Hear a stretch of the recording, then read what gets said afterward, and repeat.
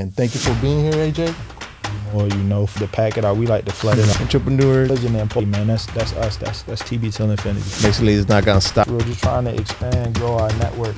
Yeah, you gotta like put in the legwork. You gotta put yourself out there. Exactly. Basically, a dictator. Like, hey, like we gotta do it this way. Yeah. So that's why I appreciate you coming here and sharing this. Violence. Yeah. I thought that was extremely creative, and then we started graduating from high school. I like that shirt because that's have a chat with. Probably gonna sit down with us. And we're back. So like I was saying, like Kanye West, man, a lot of people hate on him because like he's very controversial with the things he say, but like he like slavery mindset, like he made songs. I mean, he's always believing in God. Like Jesus Walks song, man, that's an incredible song. Jesus Walks.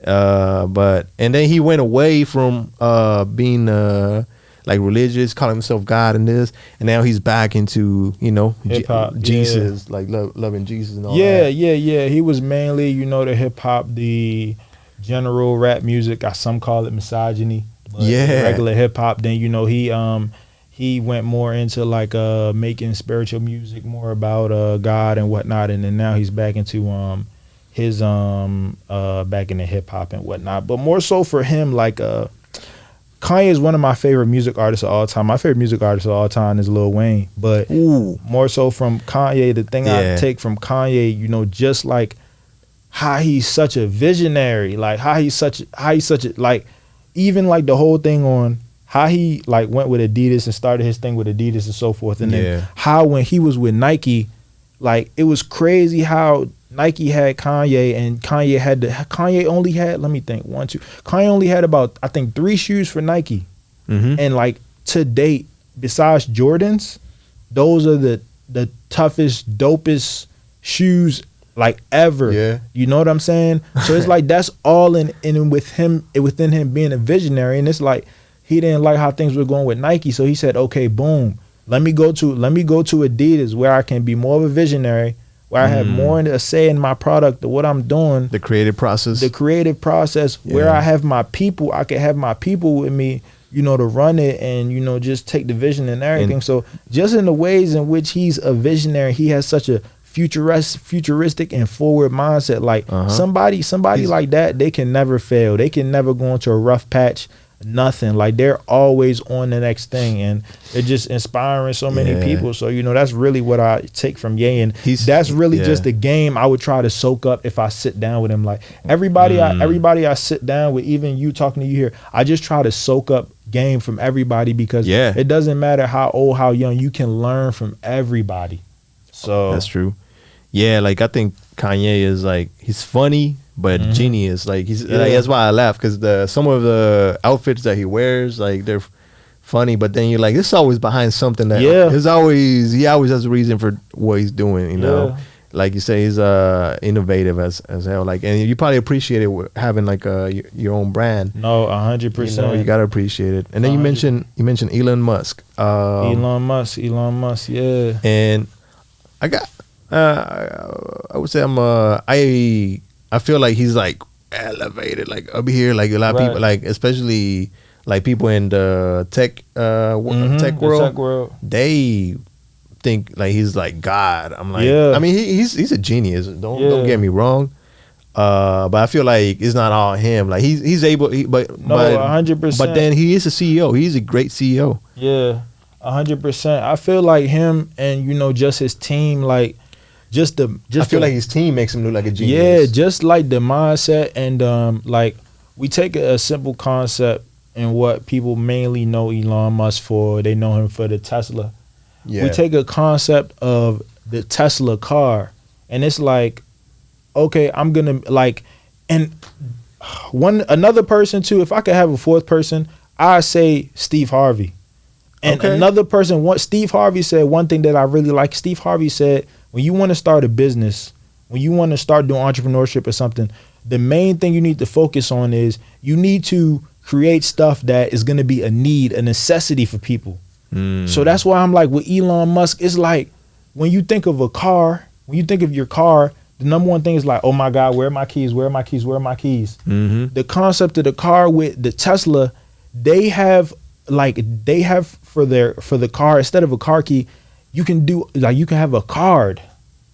Like a card that you can put in your wallet.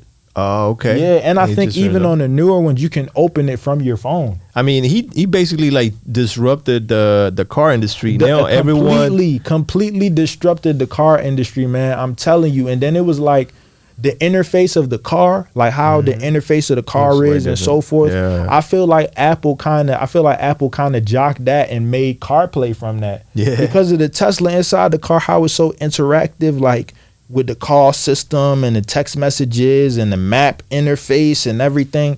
It was like that was such a futuristic concept, and it's kind of like it takes a necessity out, because like, okay, with the car I don't have to worry about the keys. And then on a lot of them it's like, okay, to an extent it drives and it parks itself. Mm-hmm. So that's a necessity. People drive and people move everywhere, and then just making that concept of the driving easy. So I felt like Elon Musk doing that changed the game. Yeah, that really changed the game. He thinks like, from what I'm seeing, he basically asked, like, he's like, how can I get to do, how can I make this happen? And for example, how can I make it easier, like fix this problem where like people are always losing their keys, and while other companies are not even thinking about that. He disrupted the, like, now every Ford, Chevrolet, like they're all making electric cars now. Yep, exactly. You know? They're all pushing for like everybody's making like even Ford. I seen it the other day. I was driving. They have this like Mustang. I think it's called an EcoBoost electric car. Yeah. And like a lot of them are moving away from gas. So it's all because of him. Gas so high right now, man. It's crazy. Like $5 a gallon. That's crazy. Yeah, you just gotta take the bus down. Yeah. What about you though? Tell me like who you sit down with, dead or alive? I mean, I don't have like 3 people, like, but like one person that I had in mind. Maybe I have more people, but one person that I had in mind would be Malcolm X. Okay, because I like that. Because his transformation was incredible, and his composure. Yes. His composure, like the interviews that I seen from him, and how he had no fear. Yes. I'm like, damn, like, dude, I gotta learn from you. Like I love watching his interviews, how he always had his hand like this, you know. Just answering the questions. And I do that every now and then, like I'm like this, because it helps you like think, kind of like come up with like stay focused. Definitely. One of the things about like Malcolm X and MLK during those civil rights time, they're really people that you look at them and people listen to what they're saying. Like people really listen to what they're saying, and it's one thing, like it's one thing to just talk about change and whatnot, but they're really ones that were monumental in influencing change and taking the initiative to influence change. And they didn't care if they died. They didn't care if they went to jail. They didn't care if they were beaten. That is crazy. They didn't care if people didn't agree with them and so forth. Like they had a set mind and vision of what they were gonna do and how they were gonna get there, no matter what. You know, so definitely take some parallels from that, you know, and try to use that to influence on a daily basis, for sure. It's sad that you know, they took his life early. Even MLK, you know, when you hear that, when you have a following like that, you know, like happen. Like I feel like every time there's a like powerful people like that have a following, and for example, MLK, Malcolm X, even Tupac, for sure, take him out. Take him away, man. Same thing with Jesus, man. Jesus, like he had all his followers, and like, you know, they crucified him. So yeah, man. So let me see if I can think of another person, but I mean, I was thinking about Denzel Washington too. That's a big one. Yeah, I had mentioned. He's one of my favorite actors. Right. And like you said, like he has some really like one of a kind, even though like one of a kind like advices or like, you know, that he gives. So it'd be nice to sit with him. He's always like, his interviews are always like different. Like he sometimes he gets into it with the reporter. Right. Yeah. One of the things I like about Denzel is it's like it's like no matter what film or whatever he's doing, you like, yo, that's Denzel. Yeah. That's that, like he invokes that presence. You get what I'm saying? Like not a lot of people have that power. Not a lot of people had that power, but like it's like with him, he invokes that presence and that feeling like this is Denzel Washington, you know? Yeah. And yeah, just taking parallels from, you know, great people, bro. I feel like that's what'll help us, you know, kind of push us far. Like when somebody hears Nova Lens, okay, boom, this Nova Lens message, they notice, they see the symbol, they know they're trying to push, know they're trying to inspire people with, or when people see TB Til Infinity, boom, this the following, this the movement. They know, you know, that's really, you know, where we try and get to, you know, at the end of the day. I should learn from you on how to push the brand. I've been slacking a little. Right. You know, it's you know, you spread yourself thin sometimes. Okay, that's the best. So let's talk about that. Let's talk about some challenges, kind of, you know, with the brand. What's some challenges you've experienced with Nova Lens? Well, challenges, I would say, like promoting it is like you like when you don't see the results day after day after day, like you kind of like you know, like, and then I'm also like trying to do this like more podcasting, more interviews. Like I love collaborating, so. If my brand is not being is not like on like front and center, I'm okay with that because I feel like my time will come. Yeah, you know what I mean. Okay. I mean, I like thinking like that. You know, I've been in situations where being you know, rougher than where I'm now. I mean, I'm not at my best, but things have improved. But I've been where like I was miserable. Right. And I used to see other people shine, and I was like, damn, like I wish I had it like that. But then I channeled it like that you channeled that push you. Yeah, I channeled it like you wanted to be better, and you felt like you had that. Like why? I'm not like I gotta cheer for them because my time will come.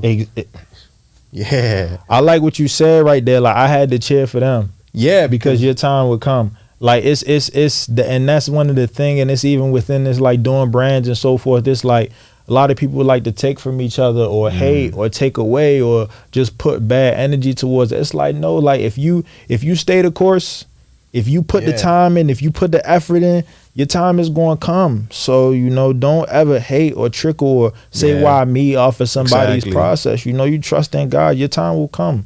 Yeah. You know? And really I'm taking my time with it.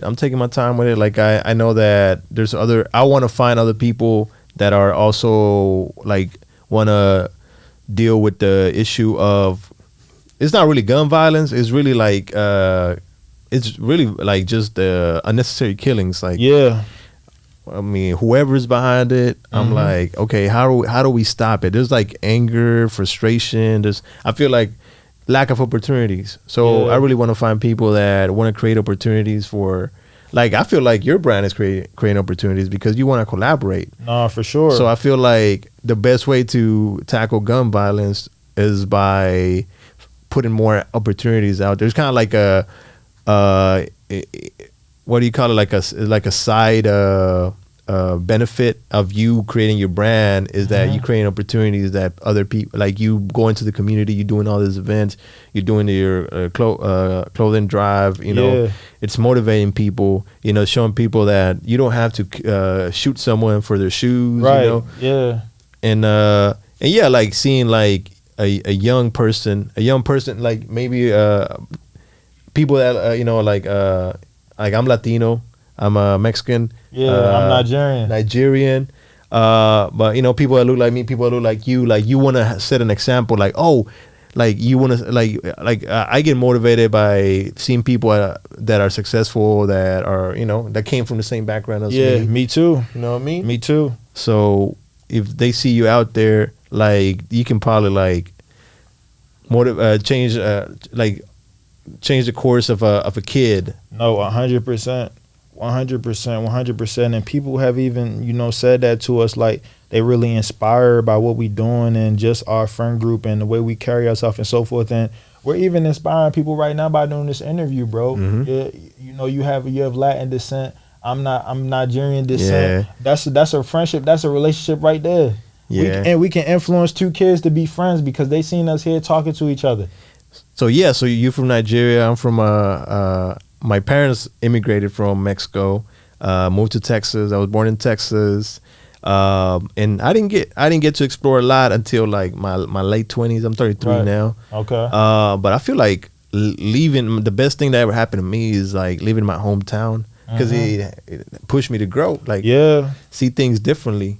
I don't know about you, about your experience. Yeah, I mean, I pretty much say the same thing. Like when I graduated from Towson University, that's right next to Baltimore, pretty much is Baltimore. So one thing that I knew is like, I knew and I envisioned, kind of like what I wanted for myself in life. Like I wanted to kind of like take what my parents gave me, the life they gave me. And I have 4 older siblings, so I was able to see what my siblings did, what they studied, how they were successful. And from that, I was kind of able to cultivate and mold kind of the life that I wanted and seen for myself. And I wanted to kind of kick that into high gear and what I want to do. So the first thing I want to do, I said, boom, I need to put myself in an environment that I'm uncomfortable.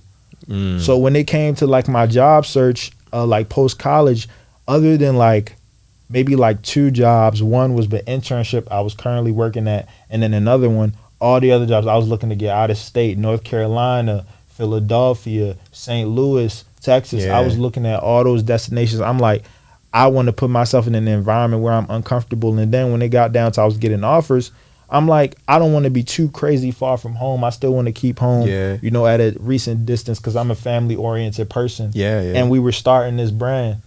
So I'm like, we had vision starting the brand. So I'm like, okay, cool, Philly, it's right there. So that still was a good sense of change for me. And you think that moving away kind of has benefited you, like see you things differently, like traveling or basically changing scenery. Like you went from somewhere you knew, like Baltimore, and then it changed scenery for me big, because it's like now I know that I can put myself in other environments and be successful. It's kind of like what Frank Sinatra said, like if I can make it here, I can make it anywhere. Anywhere. It's like okay, Baltimore DMV had a formula there that works. So now, boom, take this formula to Philly. It's working slowly but surely, but it's working. And then now it's like even in May, me and one of my business partners and one of my other friends for a long time, we went to London. Whoa. Okay. We went to London and we went to France, and we just really touched down with the people, networked with the people, just promoted the brand, introduced the business there, showed them our product, got opinions, and just really tried to leave a mark there, make connections there, so we can go back and spread to that market and just be global. So wow. that because that I'd say, for example, like if I didn't move from Baltimore to Philly, that wouldn't have inspired me or pushed me or given me the confidence to want to make a trip, like to go to a London. You get what I'm saying? Because it's like crabs in a barrel mindset. If I'm in Baltimore and I'm just in the house and all I know is within like a 25-mile radius, I'm like, it's nothing for me over there. Why would I want to go over there? But just moving, it gave me more of a sense to travel and explore and see that like it's really so much opportunity in the world. There's so many people. There's so many people to meet. There's so many ways to grow. Yeah, and then it makes you put things into perspective when 100%. Like I don't know if from like to you it was more intentional. Like you left Baltimore. Like to me, like I had to leave my hometown, Nacogdoches. It was small. There wasn't shit going on. I burned all my candles, basically like all my opportunities. I needed to change, and so sometimes it's like that. I moved to Indianapolis. It was a bigger city. I had more opportunities there.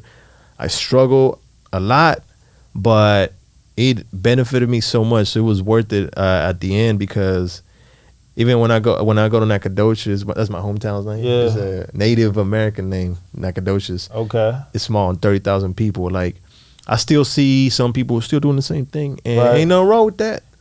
But I feel like if I would not left, I would have been doing the same thing. That's a good point. I don't know if you see the same thing in Baltimore. No, for sure. Like every time sometimes I go back home, or sometimes when I connect with people, from my distant past, it's like they're right where I left them. You get what I'm saying? And that's no disrespect to anybody, because everybody, all of us were the captain of our own ships in life. We make the decisions on how how our life is set to go. I mean, of course, a lot of things sometimes people aren't born with the same opportunities.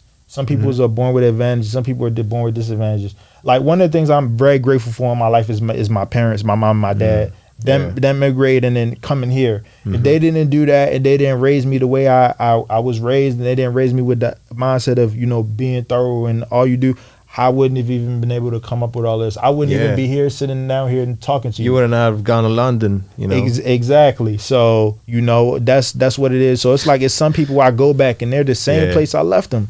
But, you know, it's like I had a different mindset. I had a vision of what I wanted to do. And, you know, people around me that really push me and motivate me, they're the same, and I motivate them, they're the same exact way.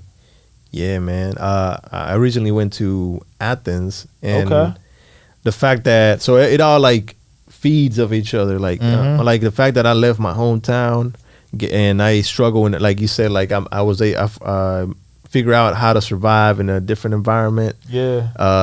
And then I moved to Philly, and I'm you know, I'm enjoying my life here. It was easier to move to Philly after moving to a new city. And then from there, like taking a trip to Athens, I went for a wedding, and it was nice. It was kind of like difficult because people speak a different language. And I didn't understand. I ran into that when I went to France. Yeah, and it's kind of like you get a little lonely at times. Yeah, like, you do get a little. Well, lonely. I went by myself. Oh, you went by yourself? Yeah, so I was like, so you were forced to like have to learn a little bit of the language and whatnot. Well, they knew a little bit of English. I was like, you speak English a little bit. Yeah, they know a little. They knew in London, you know, they have their own form of English. Yeah. So just a few words here and there, but France, like 95% of people don't speak English. I heard like in Paris or in France, like French people, they don't like tourists. Yeah, you see that a little bit because in Europe, you know, sometimes people have the mindset that Americans feel like they're better, or something like that. But even me, like, because I'm Nigerian, I've been to Nigeria, I've seen that type of life. Then it's like that gets me. I have a different mindset than like the Americans and so forth. Like that type of upbringing made me humble. And, you know, and people see that when they meet me and so forth. So I don't really necessarily run into those problems. But of course, you're gonna come and see those people like they're like, oh, you're an American, blah blah blah. But by the time somebody has a conversation with me, that's true. You know. Yeah. So, so you're from Nigeria. Do you feel like I mean, like, do you feel like Americans have like a bad image of what Africa and Nigeria is? I mean, because we've been like bombarded with like spread with misinformation of like, oh, there's nothing going on in Africa. Yeah, that's true. I mean, I do feel like with Africa, it's a lot of misinformation. It's a lot of misinformation, and people just think there's a lot of poverty and struggle and so forth. But it's definitely a misconception because Africa is is extremely rich of natural resources. You know, like Africa can make its own America 10 times over, but they don't let them. They don't let them. You know, it's different as far as government and politics. But a lot of things that, you know, and what sometimes makes people here spite Africans is. And, you know, even people from the Latin communities, like, we'll come here, we'll take their jobs, we'll go get educated, we'll take some of their jobs that way, and we'll be successful, we'll be CEOs, we'll be managers, we'll be store owners, you know, we'll have our own businesses. You get what I'm saying? So a lot of people, they take spite to that, but it's like, you know, and it's some stereotypes that, you know, they try to, you know, take behind that. Like, you know, with African people, they try to do the stereotype of, oh, they may own the little restaurants or whatever. And then, you know, with Latin people, they try to say, oh, they're doing house services and so on and so forth. And it's like lawn care, et cetera. And it's like when I grew up, I never even saw it as that because it's like, okay, these jobs are of necessity. People got to eat. And whether it's your house, whether it's your property, it needs maintenance. So we're the people doing them, and we're doing them for these years. Props to the people doing it. That's like, how we have these opportunities. Like, you know? Like the women, Latina women cleaning houses, like getting down and like cleaning the mess that people do. Man, you know, I don't even want to do it, and they don't even get paid that much, but they keep on hustling, and then before you know it, they have their own company. Then they put start their at the people very on. bottom. Yeah, man. Yeah, cleaning company is the way to go too, man.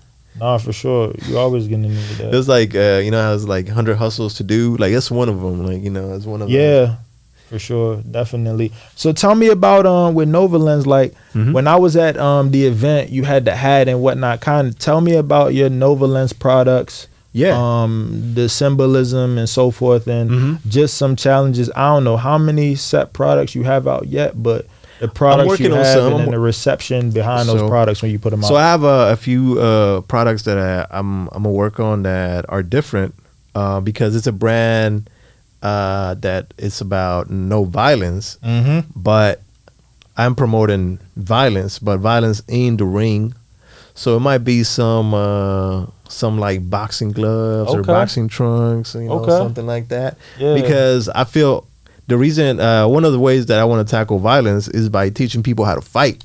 Right. Because fight or defend themselves. Defend themselves. Okay. There you go. So defend themselves, because if you let's say you don't know how to fight and you have a gun on you. And someone threatens you, most likely you're gonna bring the gun out. But if you're a person that knows how to defend yourself, even if you have a gun, that's gonna be like you probably gonna like, you're not gonna escalate the situation as much. Yeah, you know what I mean. So I feel like a lot of these young kids rely on the gun, or even older people rely on the gun too soon. Like maybe you like we're not gonna tackle violence by taking the guns away. You can keep your guns because there's too many guns out there already, and people love their guns. So, you know, keep your guns. We just want you to you know, think of what, you know, be more like not like so quick to react with a gun. Right. You know okay. I mean? So with the hat, how did you embody that into the hat? The hat. Do you have anything other than the hat right now? Right now, I got stuff on. Started on what's that website? Shopify. Okay. So you can buy shirts in Shopify, but I want to like do it more locally. So I'm working with some local people, so I can like so they can do it for me. Right. And like some unique designs too. I got a sweater that I want to make, but you know, that's in the So winter. what was the vision behind the hat, and then the symbolism kind of with that, and what's the reception been behind it? I mean, I haven't made a lot of sales yet, so I'm like I said, I haven't pushed it like that. What the symbolism is, you know, it's a dove, okay, and that represents peace, right? You know, and that's why I did it. And pink is, I chose pink because it's like one of those colors that kind of like men are like, I'm not gonna wear pink, you know what I mean? But at the same time, men can wear pink, so it brings confidence for. I want to push like that color like in my brand because it represents like I mean, it doesn't represent much. I just feel like to show, like, to make it universal, unisex at the same time. Like, but I mean, you have more designs than I do. Yeah, so tell me more about, like, for example, this right here. Yeah, so this the Pegasus. So you have the brand, the logo is TB. The brand right there, that's the logo. Like, keep going up. The trending upward, So you know, we have different designs. So this one right here, that's what I want to do. Get into the Pegasus like T. That. So like I said, shout out to our design team, design guys with this one. So this is a Pegasus. You know, the symbolism between the Pegasus, it represents strength and courage. So with this is just, you know, rising above the storm. You know, you want to wait for the storm, because the storm is gonna come. Every day is not going to be a good day. Every day is not going to be your best day. But you can rise above the storm. You can put your best foot forward. So that's what we try to, you know, do with this shirt. Then this one, I talked about that with the creativity and optimism. Then this shirt, then this hat is TB versus everybody. So, you know, kind of us as TB, you know, kind of versus everybody. It's kind of like, we're thoroughbred in the movement that we have, and, you know, who we're trying to inspire and so forth, and we're trying to get everybody to come along with this movement. We want to teach, we want to learn, we want to inspire, we want to grow. So we're trying to get everybody to come in with the movement and holding the world in his hands, you know, because I like it. It's just kind of like taking care of the world in a way. Exactly, in a sense. It's exactly in the sense. So that's, you know, kind of us versus everybody. Then and like, let's come together and take care of the world. Like, exactly, you know what I mean? 100%. Then let me touch on another one we got right here. This right here. So This is another one right here. This possibilities are endless. You know, it shows an astronaut. Ooh, all the way. You know, with the sky is not the limit, basically. Exactly, with the thoroughbred logo right here in the chest. Yeah. I think my cousin got that one. Yeah, he did. He got two things. This is one of them. One of the ones he got. What is it? The TB Til Infinity. The code. What is it? The code? TB Til 10. TB Til 10. TIL 10. That's the code. And this one right here, just possibilities are endless. Like, it's an astronaut. You know, in space, we're just telling everybody that. See, you 10 times ahead. You know, or like no, you know, like I gotta learn from you. See, I appreciate it, you know, right. Like that's what I'm saying, like collaboration. Yeah, we learning from each other, bro, and you know I'm learning from you as well, man. I'm learning from you as well. Even appreciate that. What you're doing with this, it takes confidence to want to sit down with people and just have the opportunity and the time and the patience to even sit down with people and talk to people.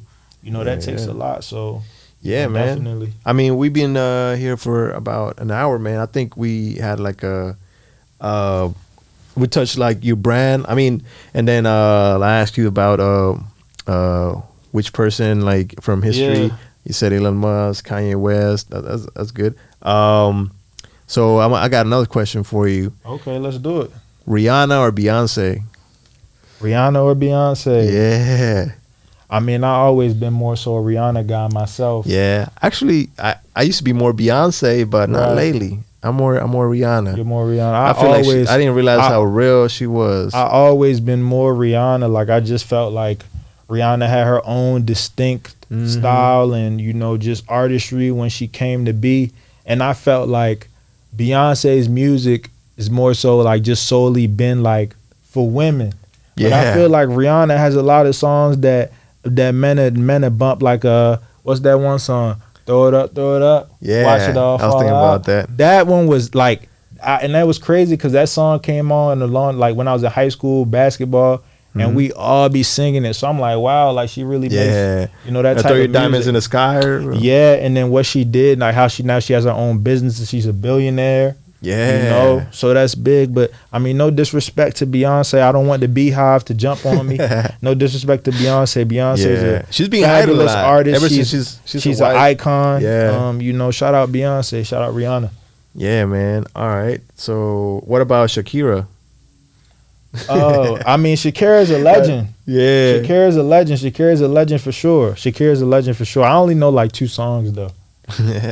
People know her for her dancing. Yeah, exactly. All right, I got another question. I like if you can let's say have a billboard out in the middle of the busy intersection, right? Like what would you put on that billboard? Like a quote or like something. Like would you like what kind of message would you want people to see? I mean, you can promote your brand, of course. Oh no, for sure. If I had a billboard, I already know.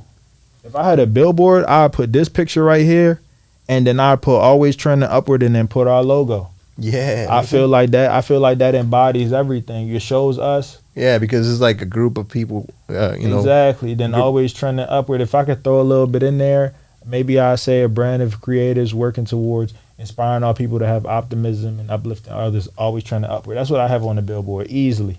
Yeah, of course. Yeah. What about you? What'd you have on the billboard? Well, I mean, I would it'd be like a positive message. But one thing that I like to remind people is we all winging it. Like we all we all winging it. You know what I mean? Yeah, so that's a good point. Don't feel like people have it figured out. Like they got better at what they're doing. They kind of like after you build habits. Yeah. You have your company running. The process of trial and error, and that's one of the things I was even gonna ask you about. Like how would you have your hats and so forth. Like, how do you take feedback or criticism in sense of if somebody was to tell you, oh, I don't like your product or I don't like the hat. And then do you take it as, I know my product is this, so I don't care what people say? Or do you take it as, at the end of the day, I'm going to put out stuff that some people aren't going to like, but it's about me putting out something that I like. How are you about that? Well, I mean, there's like from different things that I do, like there's got to be criticism, like even like when I do interviews, I've done interviews in the past, and I've received some feedback. And you kind of like gotta build thick skin Yeah. And by the same time, you got to be ready for what the people have to share. Yep. And then especially when they come with like they want to give you advice to help you. Like sometimes it comes out wrong, but you got to be smart enough to dissect it. You know what I mean? Yeah, exactly. You can't be like being like, oh, why you gotta say it like that? Or So I had what helped me was like exposure. Like exposure kind of like helps you build like thick skin. Helps you like where like when someone does say something, you're like, I was expecting that. Exactly. You know what I mean? Yeah, I don't know if you've no, like for sure, definitely. I've seen that because as you can see, we have a lot of products. Yeah. So we've put out products and maybe they haven't been as successful. Maybe they sit for a long time. And then also we put out products where people might say, I really don't know where y'all are going with that. Like we had this one, like when we first came out, of course, we have a large male presence. So we tried to put out a shirt. It was purple with thoroughbred on the front. And it was like we tried to tailor that towards women, like the way it was made and everything. Yeah. And like it really didn't kind of resonate, and it really didn't. It took a long time to sell. So it's like we could deem that as not successful, but I still deem it as a bit of a success because we tried something new. Yeah. We tried to put out a product to for a certain market of people. Yeah. And people always, it's going to be positives and negatives generally in how people react to everything. But I feel like one thing that goes in with each product that you put out, whether it's successful, whether it's not successful, take the good and the bad from each one, put it into the next thing. And also a major thing is you got to constantly be putting your product and your message and your collaborations in front of new eyes. You got to allow new people to see your product. You got to be in new markets, new locations, and you have to constantly be meeting new people. Yeah, because for example, that event that I met you at and so forth. Your cousin is a great example. Shout out Cuzzo. He bought the two items he bought. The possibilities tee. That's from our recent drop that we just dropped on June 18th. And then another product he bought was a light. He bought another shirt that's from like a year and a half ago. You know what I'm saying? That we had some left over. Yeah. So it's like, but to him it was new. Exactly. So it's like you bring new people, you introduce new people to the business. They see your whole catalog, and then that's one of the things that we like now, and we say is we have such a diverse and large catalog now that it doesn't matter who we meet. They can't go through our website and tell us that they don't like anything, and even if they don't, it's okay. Yeah. How many billions of people are there in the world? Exactly. That's true. That's one of the reasons why I started the brand, and I'm like, because like, I mean, at the end of the day, you want to make money, right? Yeah. And how do you make money? Like, I was thinking, like, they tell you like do reverse engineering. Like, if you sell like a product that's $20 for like 1,000 times, it's like what, $20,000. If you sell like a product, I mean, it's 1,000 times. It's not even a lot. Like if you sell one product, you make $20,000. But of course, like you gotta like the cost and all that. Yep. So yeah. Back to I was also gonna mention, like, do you like see what works and what doesn't, and then do you like keep track of things like that? Like, oh, this is selling more. Like we need to keep this. Like this is not selling at all. Like so more so in the sense of it's all in the way in which you market. Yeah. Because sometimes we notice that on like our website and our Instagram, the products that people more so see at the forefront is what sells the most. Then the products that we don't necessarily have at the forefront, they don't sell as much. So what we're trying to work on now is getting those products at our forefront so that everybody can see it. And that's been one of our main like kind of struggles, I would say, is like we have these large catalogs, we have all these items, but sometimes we struggle with expanding our market and our network to allow people to see them. So kind of how we've been attacking that challenge is going to new locations, doing different type of events, talking to different people, and then just exploring. Like I said, we went to London. We're doing a lot in Philly now. Like that event I met you at this podcast, and then at the end of the month we want to go to New York, and then at the end of May we did a pop-up in Philly. So just doing these different type of things. So that's how we're really, battling that challenge. But in the main thing taking the good with the bad and what's not successful, what is. I feel like it's just all in the way in which you market. Marketing is extremely important when you're trying to, build a brand. You need to be getting your stuff, your message. Your message is the most important thing. Yeah. At the end of the day. At the end of the day, because you could be selling blank shirts with no symbolism, but if people really love and enjoy your message, they'll support you regardless. That's true. So, just getting the message out there, just getting it to new people. So what do you say distinguishes TB Til Infinity from other brands?